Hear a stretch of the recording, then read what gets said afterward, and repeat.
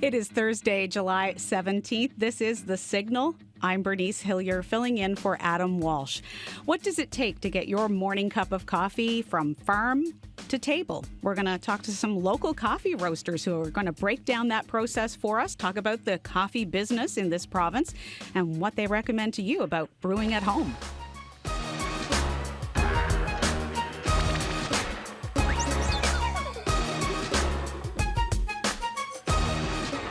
Well, what do you want to know about coffee? Do you have questions percolating as we speak? If you have any questions, or if you just want to join in the conversation and talk about your favorite coffee, or, maybe get some insight from our guest today, I'm sure they'd be willing to share. I am told that there's probably nothing about coffee that they haven't already been asked at some point.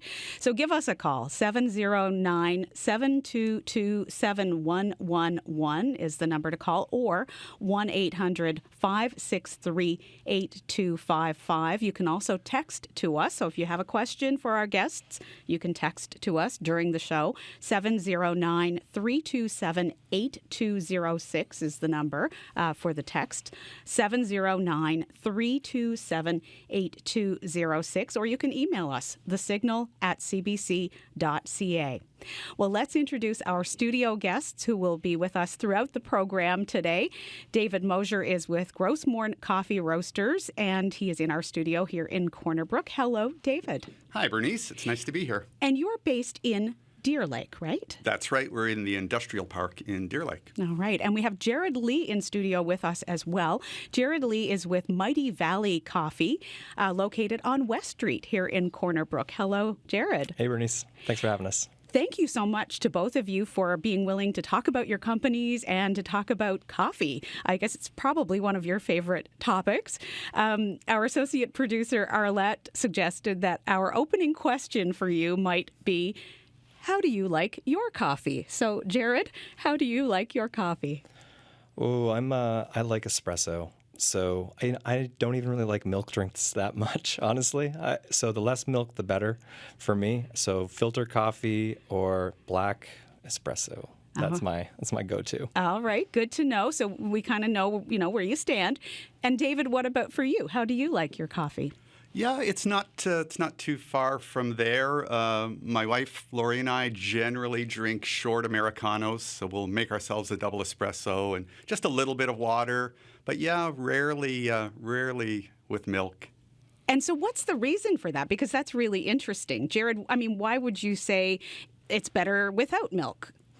Well, for me as the coffee roaster, I just like to get the real sense of the coffee without the milk. You start to add some different flavors in with the milk, and every cup of coffee is a good opportunity to taste how the roast is and maybe things that need subtle adjustments or the qualities of the bean. So that's part of the reason, and I just like a bold cup of coffee, nice and strong. And David, same for you? Is this just yet another opportunity for you to sample what you've created? Yeah, I think that's it, Bernice. We when we started the company 7 years ago, we had this idea that, people would kind of learn to appreciate the differences, between coffees from different countries.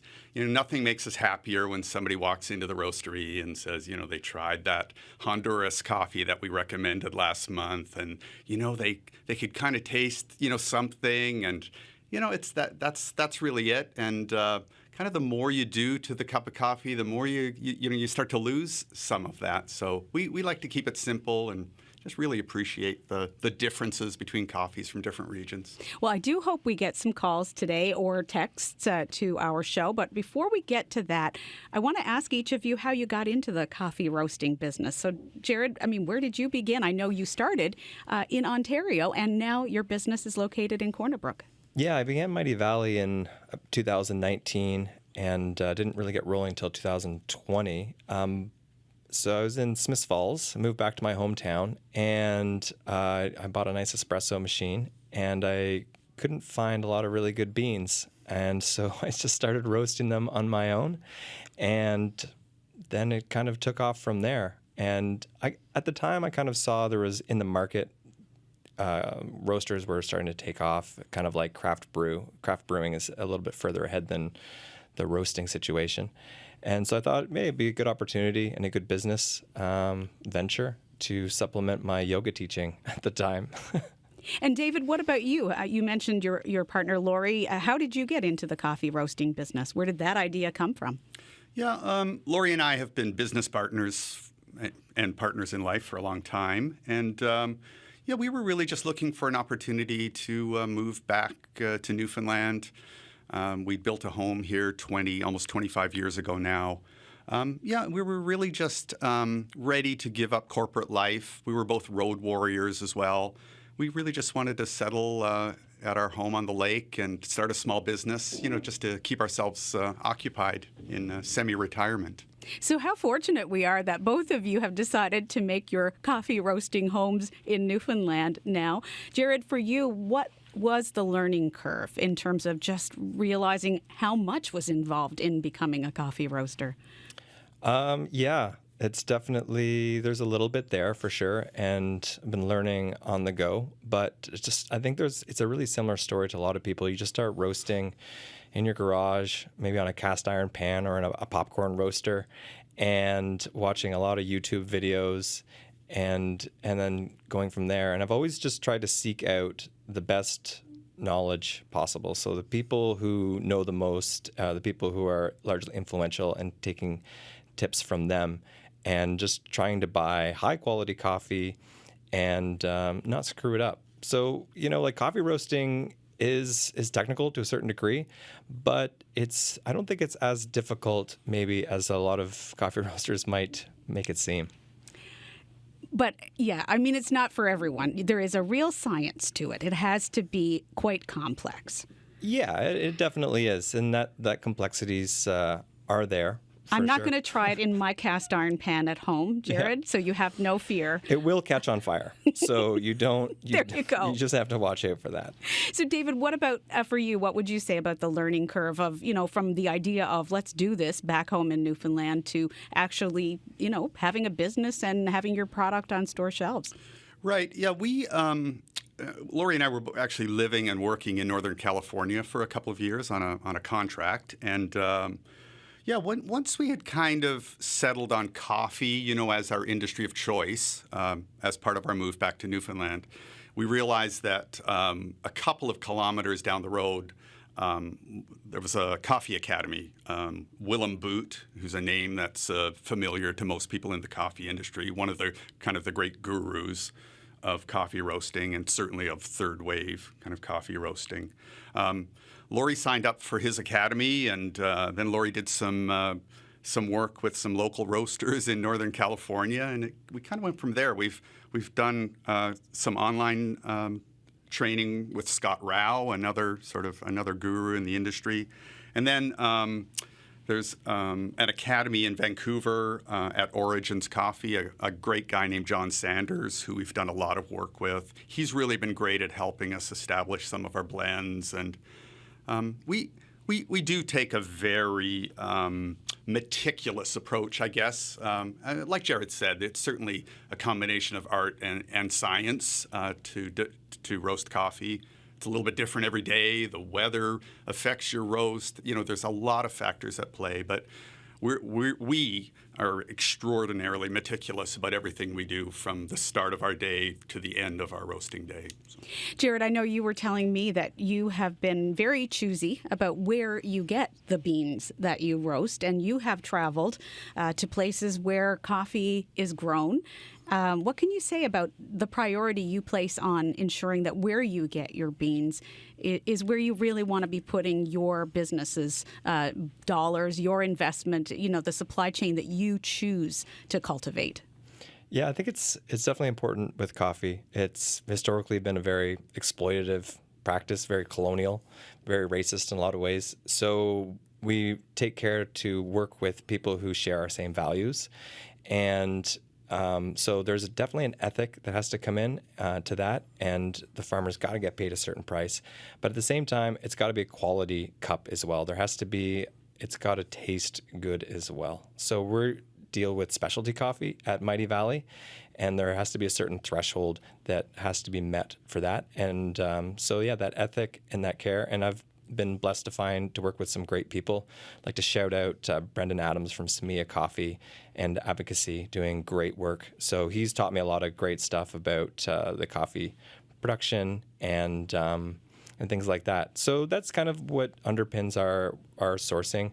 And, I'd like to also say, like, I'm a roaster and a cafe owner, so I don't have as much experience on that end of like going to origin and meeting with producers, because there's so much within the coffee world, right, from the farm to the cup. And for us, we really focus on the roasting and then to the service to the customer. So we try and work with the best that I can find who are sourcing and doing really good work. David, how much of a priority is it for you where you get your beans?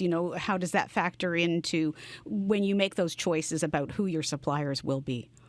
Yeah, that's we do spend a great deal of time and energy in that area, and I certainly agree with Jared's sentiments around the history of the coffee industry and the importance of taking that sort of more ethical approach to the supply chain.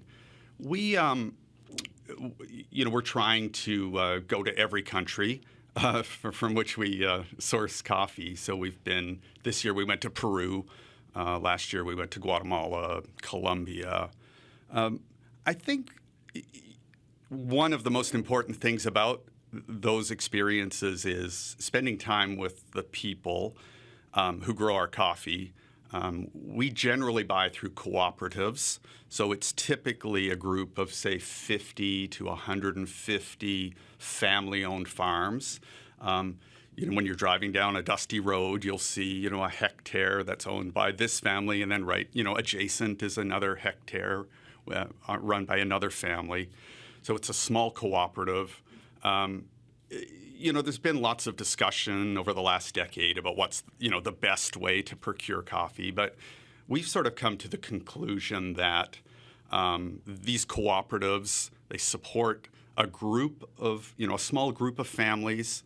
We're 100% certified organic roaster. So we only buy organic coffee, which is sort of another sort of additional challenge into the whole mix. And again, I know organic certification is not a perfect standard, and fair trade has flaws, and there's been, again, lots of discussion around those issues. But we've come to the conclusion, we buy quite a lot of coffee every month now, so we need a consistent supply, and we believe that sort of organic fair trade is at least a baseline standard for procuring coffee. And I was going to come back to this a little later, but since it's been raised now by David, Jared, I want to ask you for your take on coffee certifications such as fair trade, because a lot of the products we see now have that kind of label. I guess sometimes you wonder, is that kind of like greenwashing, in the sense that it's one thing to say you have a label, but what's really behind that? Yeah, I agree with David 100%. Like, fair trade, organic, it's great. And there's no silver bullet within the industry, honestly. So, like, for us, we do get a lot of direct trade and specialty coffee. And in those cases, a lot of specialty coffee producers aren't certified fair trade organic. But that's partially because they don't really need those certifications as much. So, for example, I've got some coffee coming in from farmer Romeo Jimenez, and he's in the Café Colas Resistencia co-op. So within that co-op, they do specialty coffee, and his lot is called a micro lot. So it's just his coffee, one farm, one producer, and he's meticulous in the way that he produces coffee. And likewise, we've brought in a lot of coffee from Colombia, and the co-op or group producers called Moncaba, and they're specialty coffee as well, and they're not technically certified organic or fair trade either, but they have meticulous standards, and you have to, if you are doing specialty coffee, you've got to have those farming practices to keep good coffee growing year over year. So yeah, there are different ways to do it, like this kind of direct trade and getting micro lots and making sure that it's transparent. And I think that Fair Trade has done a great job with that and creating a standard that wasn't there. So yeah, Yeah, it's kind of like a little bit of a difference between the direct trade and fair trade. Sometimes the farmers don't need to have as much, and sometimes the farmers and producers don't have access to a market. And so the fair trade model or Rainforest Alliance, Smithsonian Bird Friendly, like these give them an opportunity to access market and to make a livelihood. I want to ask you about a couple of phrases you used. David, I heard you say third wave coffee. What does that mean? Well, these are terms that get thrown out a lot. Right. I don't know that there's an official governing body for the term, but it generally refers to coffee roasting, based around the values that Jared and I have been talking about for the last few minutes. So it's caring about how your coffee is sourced. It's sourcing the best quality coffee you possibly can. It generally involves roasting to a lesser degree than would have been traditional, than in the good old days where, even ourselves, we would go into a cafe and said, we would say, what's your darkest coffee? That's the one I want. Right. I think we thought that's what we were supposed to ask for. So it's looking at more medium and lighter roasted coffee that really accentuate the differences between different coffees, like we were talking before. And Jared, you both have been using the phrase specialty coffee. Just so that people at home know what you're talking about, what are you referring to? Yeah, specialty coffee is about quality of coffee, first and foremost. And so it has to reach a certain threshold on the cupping score. The Specialty Coffee Association has a cupping score. So it has to be above 80 points. And different Q graders come together and they decide what coffees are 80 points and above. So, there's problems with that as well, the specialty coffee world, and just paying farmers based on the quality of coffee.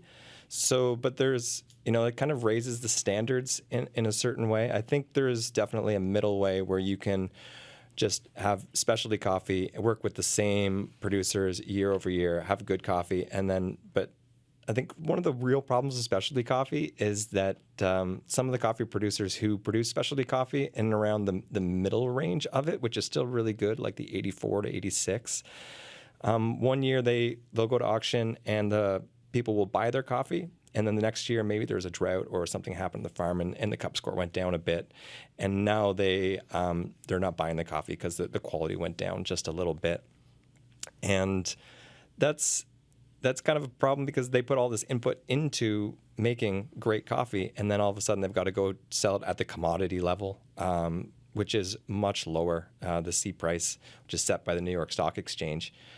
So, and I have to say too, like not a lot of people are going to be able to tell the difference between like a 92 and 88, but they can definitely tell if it's quality coffee. So we kind of at Mighty Valley, we'd like to buy really good coffee, but also keep it affordable for the consumers and affordable for us to buy it. So we like to just kind of ride in that middle range of really good specialty coffee. And so that's kind of like what specialty coffee is. It's based on quality, and so it doesn't have to have other aspects to it. It's like if it tastes good, then that's it. We have a guest on the line, and we have called out to Jeff Ledrew, who is the founder of Jumping Bean Coffee, probably the roasting company in this province that's been around the longest. It's headquartered in Mount Pearl, and Jeff joins us now. Hello, Jeff Ledrew. Hello. So you've been in the business for 2 decades now. So how did you get started? Tell us a little bit about the origin of Jumping Bean Coffee.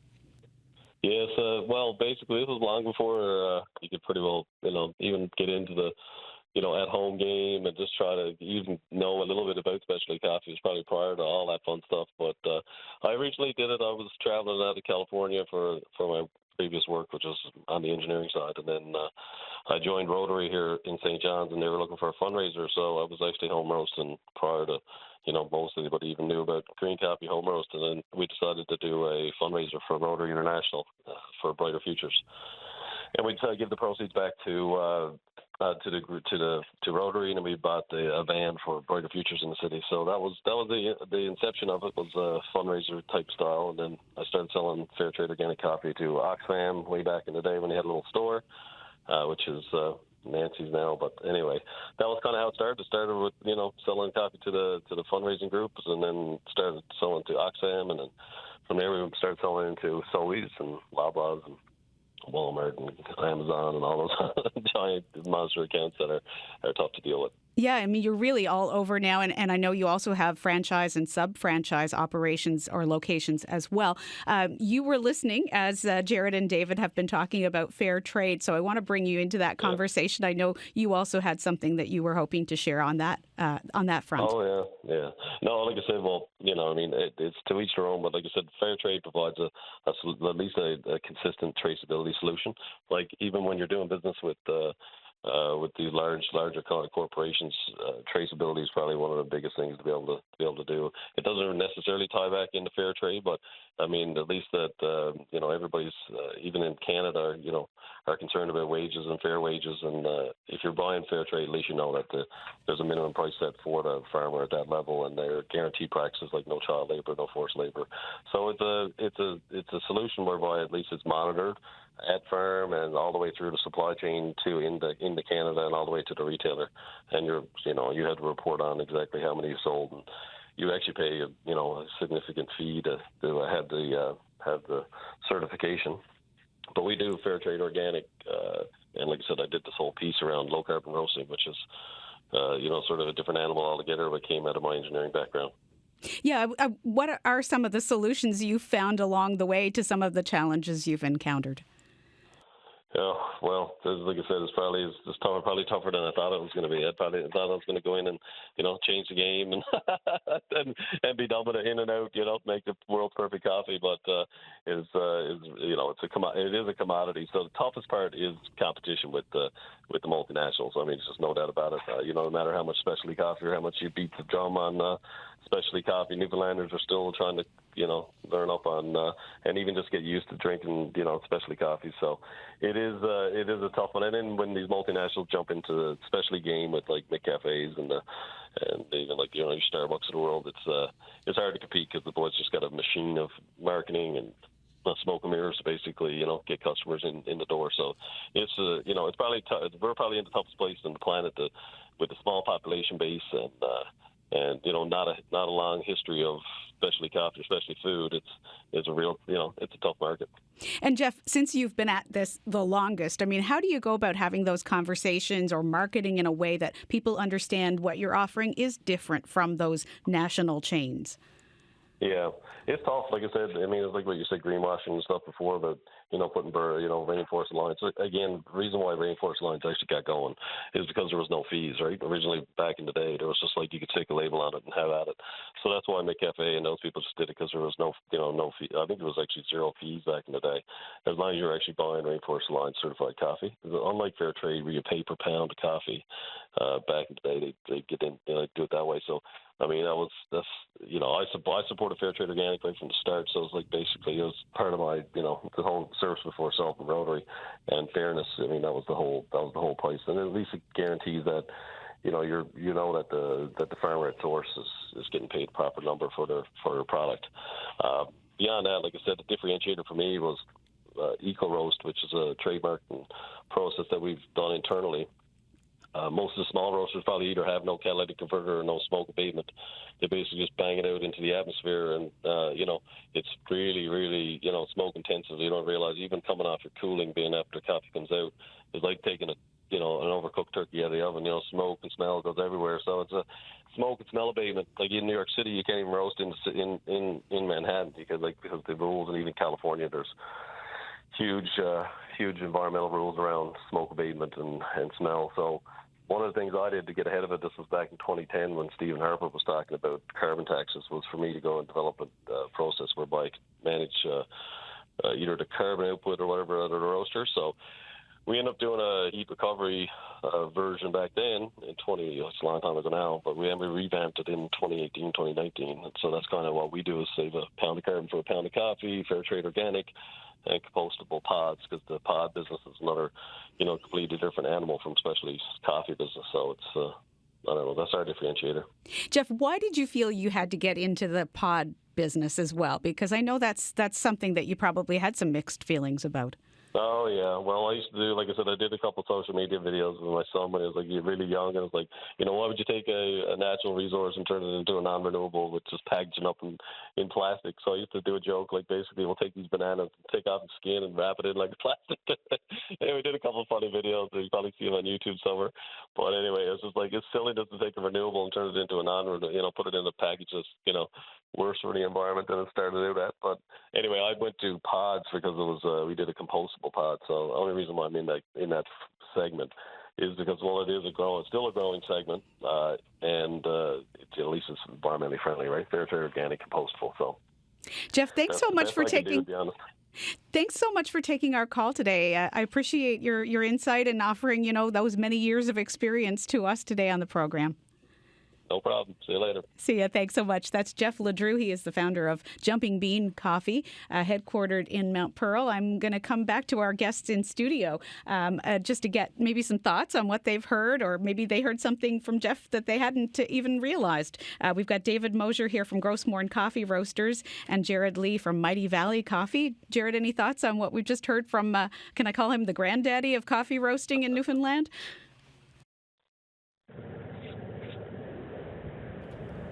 Yeah, it was nice to hear from Jumping Bean.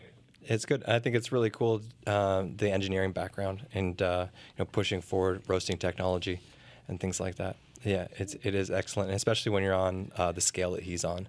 You definitely have to do some extra work there. So I really commend him on that. David, any thoughts on what you've just heard from Jeff before we get to another caller on the line? Yeah, I mean, Jeff's a legend, obviously, in Newfoundland. He's created something amazing. I think he and Peter here at Brewed Awakenings in Corner Brook, were kind of trailblazers for the specialty coffee industry. So it's great to hear from Jeff. We have Christian on the line who has called in. I don't know if he has a question or a comment, but we're going to go to the phone line. Hello, Christian. Welcome to The Signal.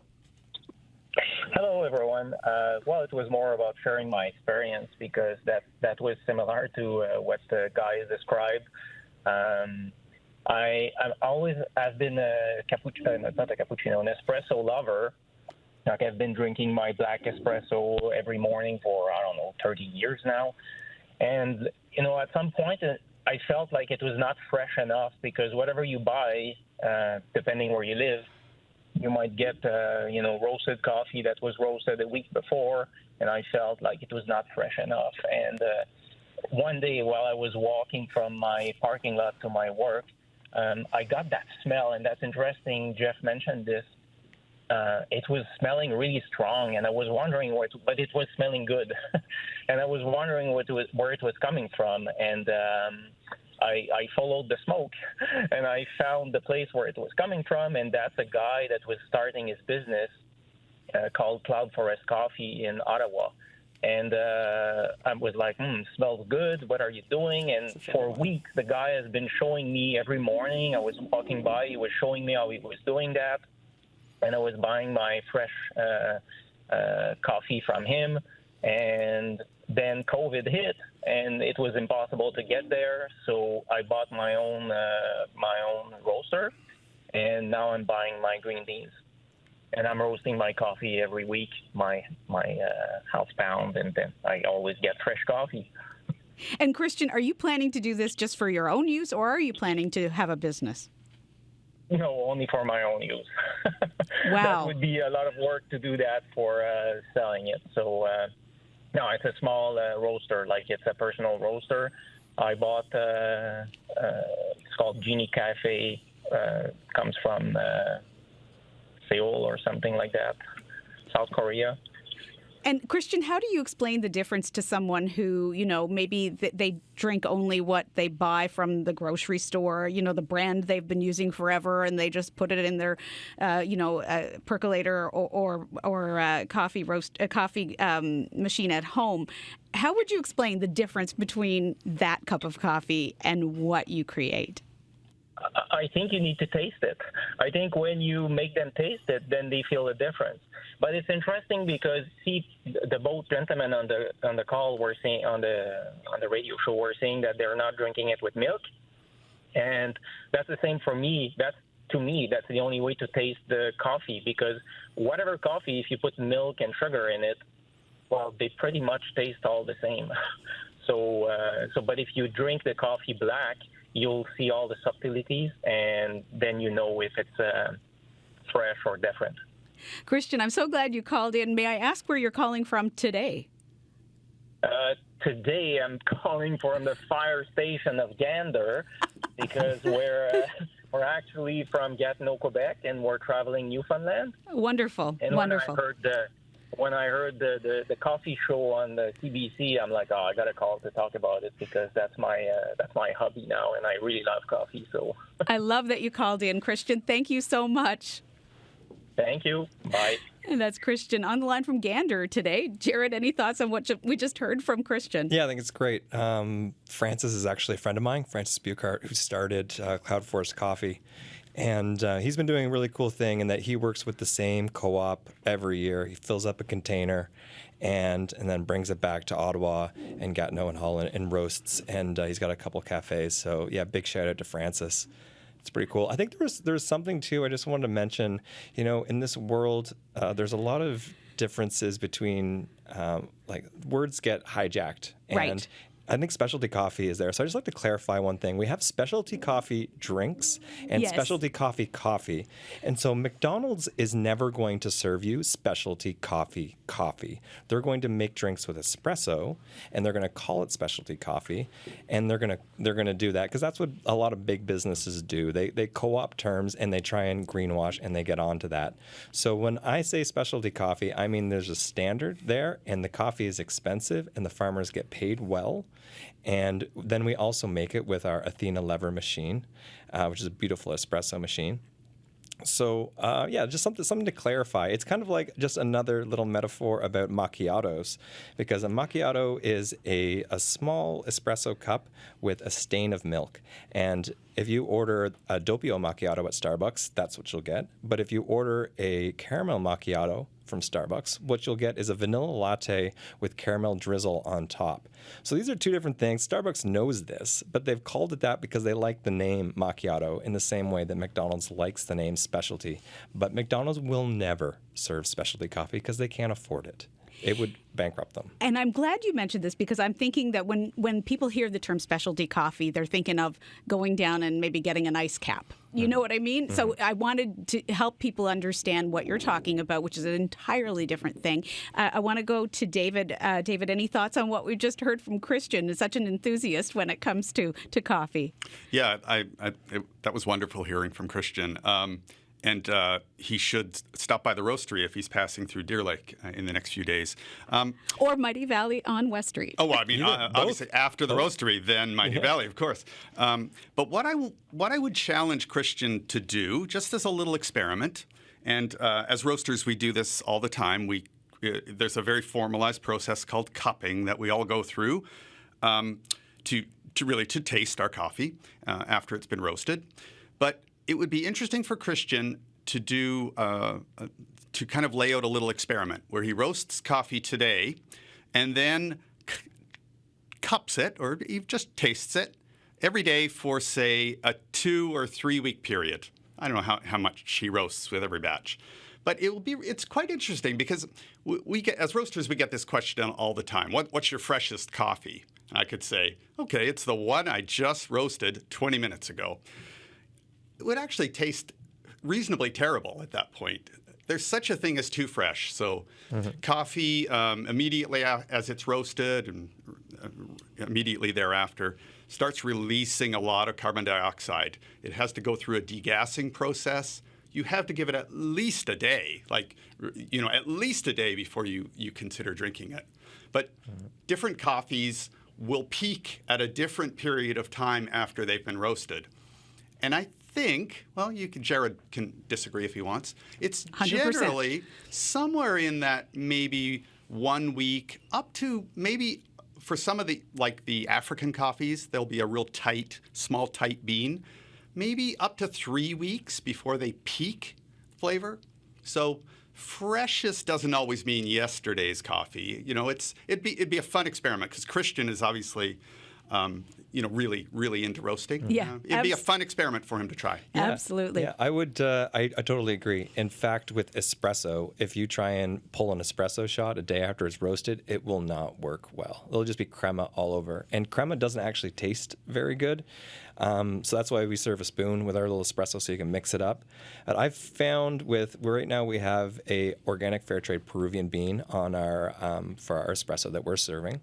And I found that 3 weeks to a month is actually kind of like the sweet spot for that espresso, not to get too much crema and for it to really settle. And part of that too is the roaster you use. So some roasters, like the convection air roasters, need a little more time to degas, and there's still, the science is not totally clear on why and what's happening. But David's absolutely right. Freshness is not necessarily the best. So it depends on the coffee, depends on the mode of extraction. Like for your filter coffees, you probably want to have it a little bit more fresh than you would for the espresso, which we like to rest for at least a few weeks, 2 weeks like minimum before I serve it on the espresso. You're listening to The Signal here on CBC Radio 1. You can give us a call today if you have a question or a comment, if you want to share your experience, maybe like Christian with roasting his own coffee. The number to call is 1-800-563-8255. We have two guests in studio here in Corner Brook. Jared Lee is with Mighty Valley Coffee, located on West Street in Corner Brook, and David Mosier is with Grossmorn Coffee Roasters based in Deer Lake. Just about 10 minutes or so ago, we heard from the owner of Jumping Bean Coffee, and Patrick Brewer of Brewed Awakening is joining us on the line now. He's also a partner in the Feed Market and Cafe that's opened recently on Mount Bernard Avenue here in Corner Brook. Hello, Patrick. Welcome to The Signal. Hi, Bernice. Thank you. I want to ask you, to give us a little bit of the backstory. I know you were not with Brewed Awakening way back in 2007, but what can you tell me about the beginnings of this coffee company?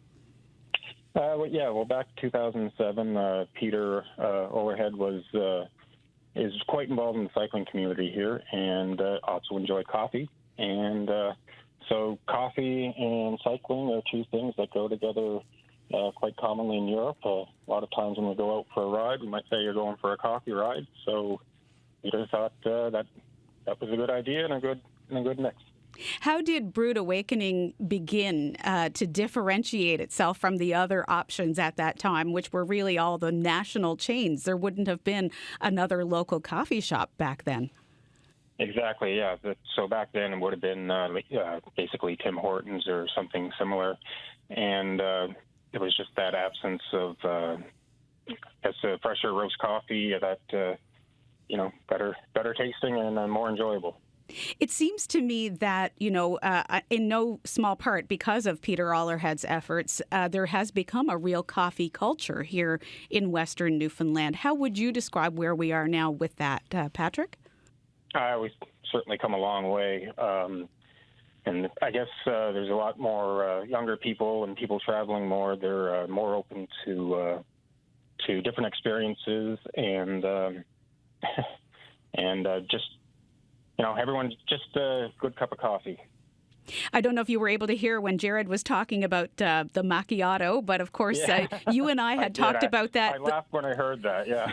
You and I had spoken about that this morning on the phone, and you had mentioned that there's a process really of educating customers, about what is what when it comes to specialty coffee.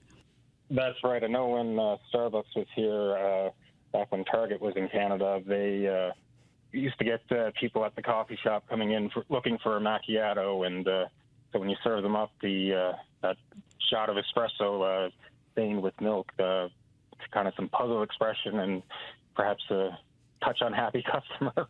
But but definitely today, like, people are more aware as they're traveling. You get people coming in asking for cortados, flat whites, and it's just people are just much more knowledgeable about different coffee drinks. What are some of the main challenges you would say now, Patrick? I mean, we hear a lot in the news about how the price of coffee is going up. Your morning coffee is going to cost you more. Oh, certainly. We've in the last year, we've seen our coffee bean prices have gone up, close to 50%. And being an island in the middle of the North Atlantic, getting things here can be a challenge as well. Often we have shipments delayed with due to weather, and it's just the cost of everything, like our supplies, everything. It's a real challenge, and you kind of need to look at different ways to different ways to optimize the operation. For sure. And I wonder if you could speak to this matter of, competition, because you have now, 4 local coffee companies that we're featuring on the show today. I don't know if there are others, perhaps, that we've missed. But what would you say about that? Is it more about creating a market by helping people to know what great coffee tastes like? Or, do you see yourself in competition with companies like the ones we've heard from on the show today? I wouldn't say so, not per se. I mean, I think that we all just want to have people just enjoying good coffee, and that's. I don't see us necessarily as being in competition with each other. We're just just want people to enjoy their coffee in the morning, the afternoon, or in the evening.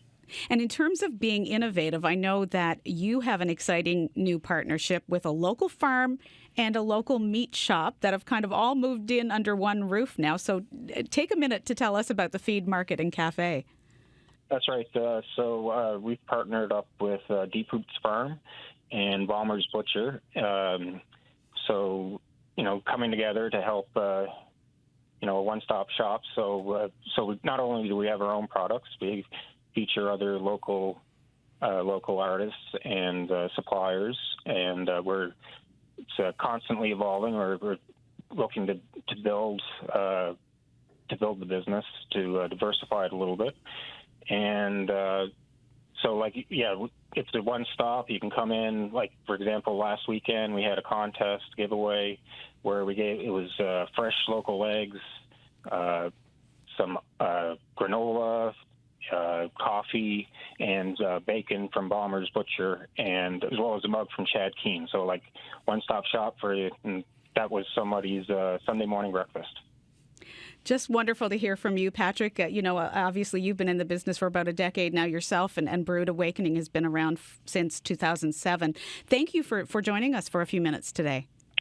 Oh, thanks, Bernice. Have a good day. You too. That's Patrick Brewer. He is with Brewed Awakening and, of course, the Feed Market and Cafe, which is located at 8 Mount Bernard Avenue here in Corner Brook. I want to come back to Jared and to David in our studio to ask them about this relationship between local roasters and whether you see it as being competitive. David, can you weigh in on that?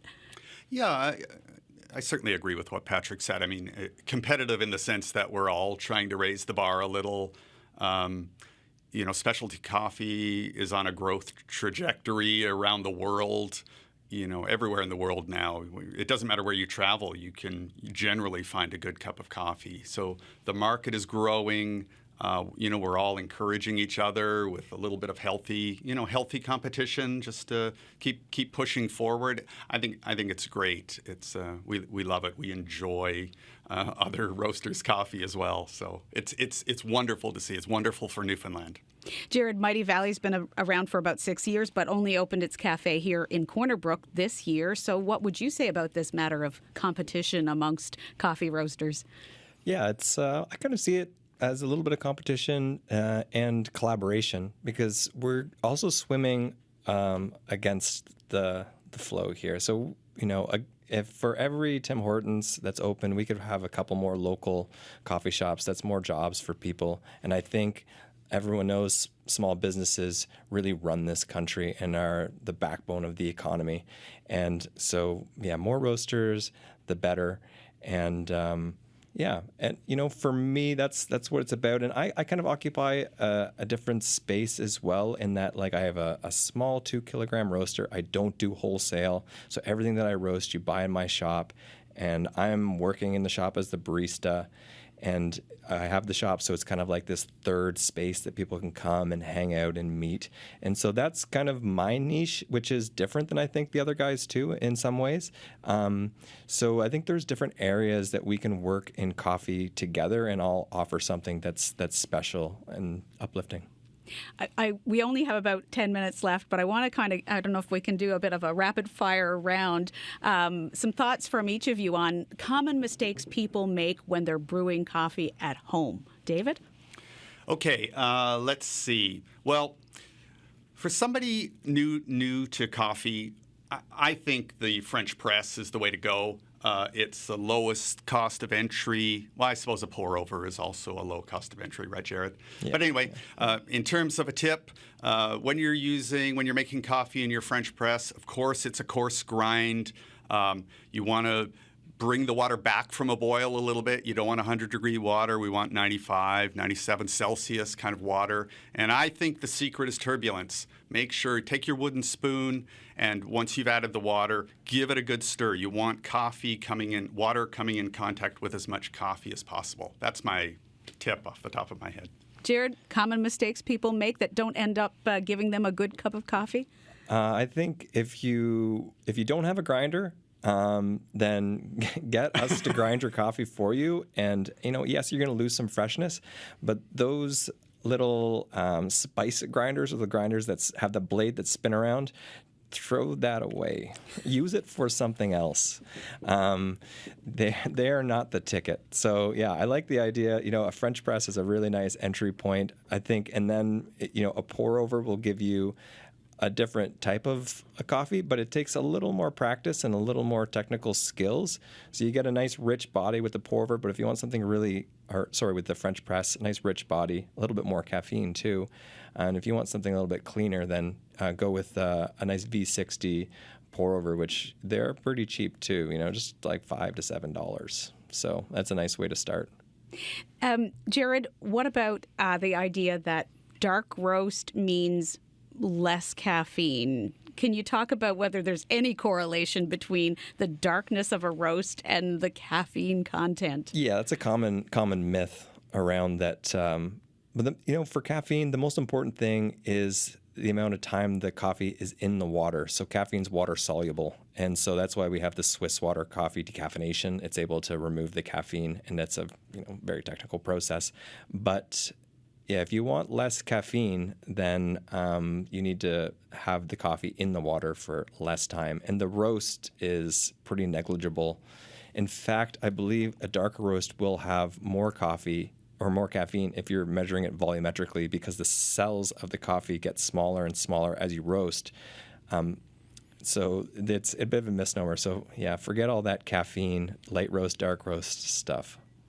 So David, you raised this earlier that people, a lot of times we're talking about dark roast being the preference. And you did seem to indicate there's a bit of a favor for some really well done medium and light roast coffee. So can you speak to that? Right. I think the key thing for people to understand is that as coffee spends more and more time in the roaster, and it's really a cooking process, right? It's a Maillard process that occurs. We're cooking the beans. The longer the coffee spends in that process, the more of its unique characteristics get lost.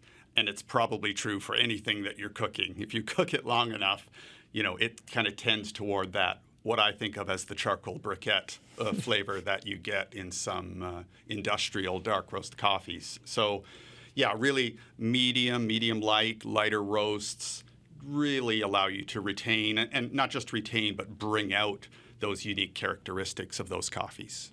How do people store their coffee to keep it fresh?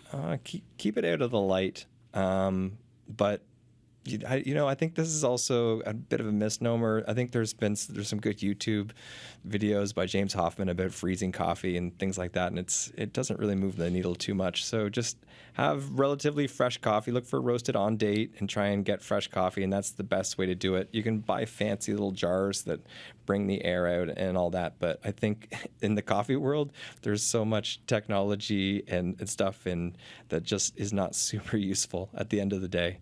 So, yeah, don't spend all your money on coffee gear. Just buy good coffee. David, what about you? What would you say about that in terms of either storage? But I'm sensing from both of you, your preference would be for people to grind as they need the coffee. Oh, absolutely. Yeah, I think perhaps the single best thing you can do at home is to grind just before you use your coffee. And even with an inexpensive burr grinder, which is what people should be looking for, you still don't have to spend a lot of money to have a nice small burr grinder at home. David, what's a common question you get? I mean, I know you're a wholesaler. You don't have that storefront. Maybe you don't deal as much as Jared with some of the one-on-one questions people have about coffee. But what are some questions you get maybe when you're at a social gathering and people know that you're into coffee? Yeah, there's so much about coffee. It's interesting, and I think like a lot of things that we use every day, we don't often think about the origins. I don't know. I think maybe just to mention, like when we spend time on coffee farms with families that run small plots, like it really for us speaks to what we feel like is our sense of responsibility. They've put their whole lives into this plot of land. They've created this great product. As you get farther and farther down the line towards, like brewing that cup of coffee, you can do things to ensure that you're maximizing, the characteristics of that great coffee. So it's like you really have a huge responsibility to the people that came before you. So we as roasters, we think about those farmers kind of all the time. We have this huge responsibility. The coffee is only at the roastery for a few weeks, and then it's gone out the door. But it's this huge sense of responsibility that we feel to do right by those families who are really just trying to eke out a living, often in the developing world. Yeah, I totally agree. At our cafe, we have pictures of the farms and of the producers, so people can make that connection. Because I think that's huge. And in this like large scale corporate world, they do want to create that invisibilization of people, so you don't have to ask questions about that. So, yeah, ask where your coffee comes from. And that's an important part because we live in an interdependent world. Like everything's connected here. And the more that people let go of that individualism and look out for everybody, then I think the better off we're all going to be. It's a bit reductionist, but, yeah, that's my bit. Jared, what about questions that you get at the counter at the cafe? The most common question is just, where do you get your coffee? Really? So, I think we've covered a lot of it today, but just talking about the different processes, different certifications, where coffee comes from, I think that stuff's all important. And people really want to know because in our Tim Hortons culture that we have, it's unknown. It's just that cup that comes to us, and Tim Hortons doesn't do a great job of showing where their coffee comes from. And so I think when people start to see that we have coffee from that is transparent, then they want to know more about it, and people seek connection. It's a human thing. We have about a minute left. I want to ask you, I grew up in a tea-drinking household. I know a lot of Newfoundlanders and Labradorians are the same. We've had calls from people saying, I wish Bernice wouldn't talk about coffee in the morning because what about those of us who drink tea? So how much coffee do we drink in Newfoundland and Labrador? What do we know about those statistics? I don't know. I think as Canadians, we definitely drink a lot of coffee in general. But we stock Newfoundland Tea Company at Mighty Valley. And so we do get, it's a good old-fashioned orange pekoe. And we do have your London fog lattes. And we serve up a great chai latte as well. So yeah, but I don't actually know the raw numbers. Do we have any statistics on coffee drinkers in Newfoundland, David? I've not seen any sort of macro level, but certainly anecdotally, the cafes that we supply in around Corner Brook and St. John's, the amount of coffee they're ordering is way up. The number of times we've heard people say double my last order. It's kind of a running joke at the roastery. So yeah, certainly anecdotally, things are looking very good for specialty coffee in Newfoundland. I love that. And Jared, obviously, you're the newcomer on the scene, but things are going well at Mighty Valley on West Street as well. Yeah, I think so. We're having a lot of fun. And I wanted to start a cafe for a little while after helping some friends do it. And so it's my opportunity to give something back to the community and integrate myself into this community as a CFA. Well, thank you to both of you for being with us for this last hour. I appreciate all of your insight, and I'm sure we've all learned from what you've shared. Thanks so much. Thank you, Bernice. Thanks, Bernice. David Mosier is with Grossmorn Coffee Roasters based in Deer Lake. Jared Lee is with Mighty Valley Coffee located on West Street here in Corner Brook. And we also heard from the owner of Jumping Bean Coffee, Jeff LeDrew, and from Patrick Brewer of Brewed Awakening. I'm Bernice Hillier, and that's the end of The Signal for today.